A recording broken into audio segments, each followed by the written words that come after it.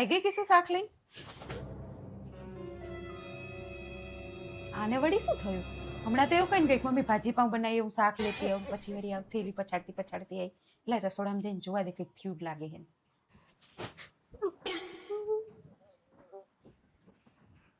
શું થયું કીશું?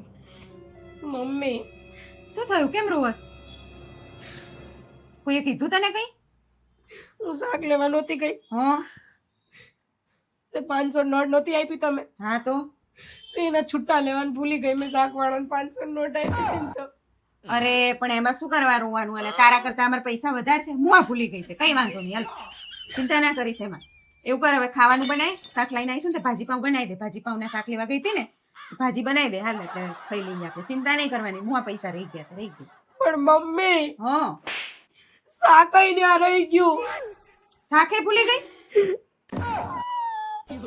સારું કઈ વાંધો નહીં, જવા દે. શાક ભૂલી ગઈ વાંધો નહીં. તમારે પૈસા ભૂલી ગઈ, શાકે ભૂલી ગઈ, કઈ વાંધો નહીં. ચિંતા ના કર, રોઈશ નહીં. આપણે છે ને તૈયાર મંગાવી દઈએ. મારા ફોનમાં ચાર્જિંગ પતી ગયું. લાય તારા ફોનમાં ફોન કરીને આપણે તૈયાર ભાજી પાઉં મંગાવી દે. લાય. પણ મમ્મી હા મારો ફોન ને રહી ગયો. એ ડોબા જેવી ફોને રહી ગયો. પૈસા રે ધૂળ લેવા ગઈ હતી તું. ₹1,00,000 ફોન હતો, મૂકી નહીં. પાછી ઘરે શું મોઢું લઈને આવે? શરમ વગર નહીં જોવાય ને પાછું જોવા. ઓ મેડો મમ્મી ના મળે મારી ખબર. આના તો છે ને કામમાં જ આવે છે ને, તેમાં કઈ લેવા જ ના મળે. આને કદાચ ખીચડી બનાવી દીધી હોત તો સારું હતું, કાં તો તૈયાર મંગાવી દીધું હતું. ₹1,00,000 ફોન મૂકી નહીં. હવે શું રોષ જ પાછો આવશે? આમ જ આવે છે. શું કરું? આને જાણે બુદ્ધિ આવશે, મને તો એ ખબર નહીં પડતી.